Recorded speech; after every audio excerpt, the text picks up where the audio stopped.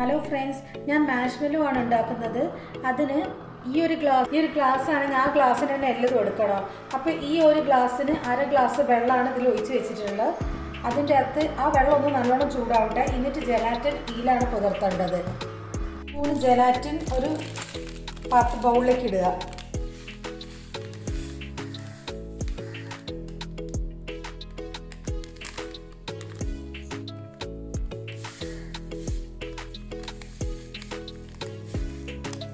ഇത് 2 സ്പൂൺ ഇട്ടിട്ടുണ്ട്. ഈ ചൂടുവെള്ളം ഇതിലേക്ക് ഒഴിച്ച് വെക്കുക. ഇതിൻ്റെ അകത്തേക്ക് ഈ ചൂടുവെള്ളം നല്ല തിളക്കൊന്നും വേണ്ട, വെള്ളം ഒഴിച്ചിട്ട് നല്ലോണം സ്പൂണോട് മിക്സ് ആക്കി വെക്കുക. ഒരു 1/4 ഗ്ലാസ് പഞ്ചസാര ഒന്ന് നല്ലോണം പൊടിച്ച് വെക്കുക. വേണമെങ്കിൽ ഇതിൻ്റെ അപ്പുറം ഒരു സ്പൂണ് കോൺഫ്ലവർ ഇടാം, പക്ഷെ ഞാൻ ഇട്ടിട്ടില്ല.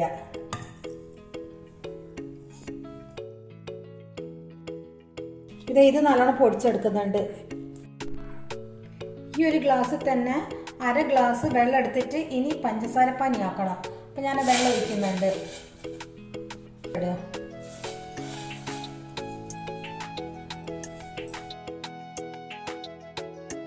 ഇതിങ്ങനെ തിളച്ച് വരുമ്പോൾ ഒരു 5-6 തുള്ളി ചെറുനാരങ്ങ നീര് ഒറ്റിക്കുക.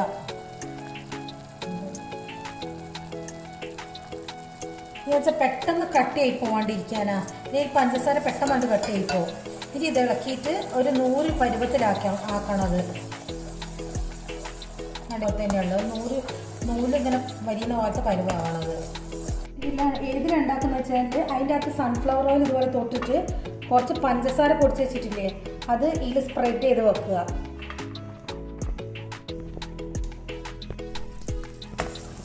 ഇത് ഇങ്ങനെ ആയിട്ടുണ്ട്. ഇനി ഇതൊന്ന് വെള്ളത്തിലിട്ട് നോക്കുക.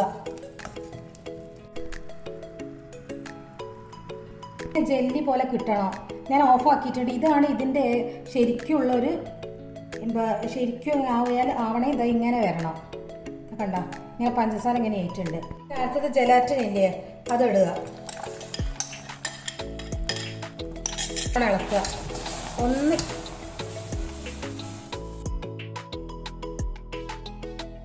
ഇത് ഒന്ന് തണയട്ടെ. എന്നിട്ട് ഇളം ചൂടാകുന്ന സമയത്ത്, വല്ലാണ്ട് ചൂട് തണയം കാക്കരുത്. ഇളം ചൂടാകുന്ന സമയത്ത് ഇതൊന്ന് ബീറ്റ് ചെയ്യാനുണ്ട്. നല്ലോണം ബീറ്റ് ചെയ്തെടുക്കുക.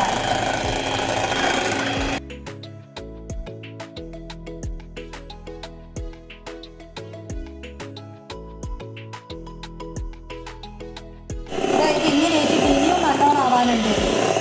നല്ലോണം പൊങ്ങി വരണം. ഇത് വേണ്ട, ഇനിയും കുറേ ആവാനുണ്ട്. ഇത് ഇങ്ങനെയാവണം കേട്ടോ, ഇങ്ങനെ വലിയുന്ന തരത്തിലാവണം. ഇനി ഇത് പാത്രത്തിലേക്ക് ഒഴിക്കുക. ഇതിൻ്റെ പകുതി ഇതിലേക്ക് ഒഴിക്കുക. അത് 2 കളറായിട്ട് ആക്കുന്നത്.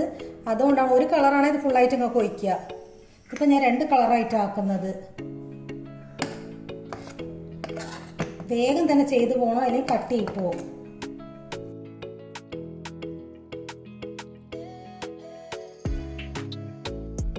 പഞ്ചസാര തൊട്ടിട്ട് ഇങ്ങനെ ഒന്ന് നിരപ്പാക്കുക. ഇനി ഇതൊന്ന് ഇങ്ങനെ നിരപ്പാക്കുക, നല്ല വൃത്തിയിലാക്കുക. ഇനി ഇതിൻ്റെ അകത്ത് സ്ട്രോബെറി എസൻസ് ഇട്ടിട്ടുണ്ട്. അതെ, എന്നിട്ട് ഒന്നുകൂടി ഒന്ന് ബീറ്റ് ചെയ്യുക.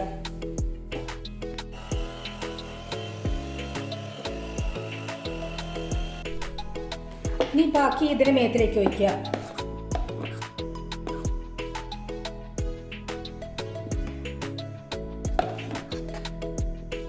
വേഗം തന്നെ ഒഴിച്ച് പോകണം, ഇല്ലെങ്കിൽ ഒക്കെ വേഗം കട്ടി പോകും. എണ്ണ തൊട്ടിട്ട് ഇതൊന്ന് നല്ലോണം സ്ട്രെയിറ്റ് ആക്കുക. എണ്ണയോ വെണ്ണയോ എന്തെങ്കിലും ഉപയോഗിക്കുക. ഇത് നല്ല ലെവലാക്കുക. ഇനി ഇതിൻ്റെ മേത്തിൽ നേരത്തെ പൊടിച്ച് വെച്ചിട്ടുള്ള പഞ്ചസാര ഇല്ലേ, പഞ്ചസാരയും കോൺഫ്ലവറും മിക്സ് ആക്കിയിട്ട് അതിടുക. ഇതിങ്ങനെ വെച്ചിട്ട് ഇത് സെറ്റ് ആവാൻ വേണ്ടി വെക്കുക. ഇത് ഫ്രീസറിൽ വെക്കണ്ട, താഴെ വെച്ചാൽ ഒരു 2-3 മണിക്കൂർ വെക്കേണ്ടി വരും. എന്നിട്ട് എടുത്താൽ മതി. ഇതായിട്ടുണ്ട്. ഇങ്ങനെ തൊട്ട് നോക്കുമ്പോൾ മറിക്കണ്ട, നല്ല സോഫ്റ്റ് അല്ലേ. ഇനി ഇതുമ്മൊന്ന് മെല്ലെ പിടിച്ചെടുക്കണം. ഒരു കത്തി കൊണ്ട് ആദ്യം ഇതിൻ്റെ സൈഡ് ഒന്ന് റെഡി ആക്കിയിട്ട് മെല്ലെ എടുക്കുക. ഇതിങ്ങനെ വന്നിട്ടുണ്ട്. ഇനി ഇത് കണ്ടത് നല്ല സോഫ്റ്റ് അങ്ങനെ വന്നിട്ടുണ്ട്. ഇനി ഈ പഞ്ചസാര അല്ലേ ഇതിൻ്റെ സൈഡിലൊക്കെ അങ്ങനെ ആക്കിയിട്ട് ഒന്ന് നല്ലോണം നല്ല സോഫ്റ്റാണ്. ഇതെങ്ങനെയുണ്ടോ, നല്ല സ്പോഞ്ച് പോലെ ഉണ്ടോ. ഇനി പഞ്ചസാര കൊണ്ട് നല്ലോണം നമുക്ക് ഇങ്ങനെ ആക്കി കഴിഞ്ഞതിന് ശേഷം മുറിച്ചെടുക്കുക.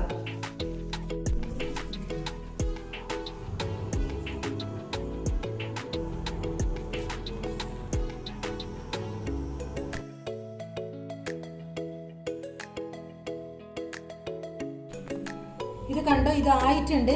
ഇതൊക്കെ നല്ല സോഫ്റ്റ്, അതൊക്കെ ഇങ്ങനെ വരിയുന്നുണ്ടില്ലേ, നല്ല സോഫ്റ്റാണ്. ഇതുപോലെ എല്ലാവരും ഒന്ന് ഉണ്ടാക്കി നോക്കുക. ഇഷ്ടപ്പെട്ട് ലൈക്ക് ചെയ്യുക, കമൻറ്റ് ചെയ്യുക, ഒന്ന് സബ്സ്ക്രൈബ് ചെയ്യുക.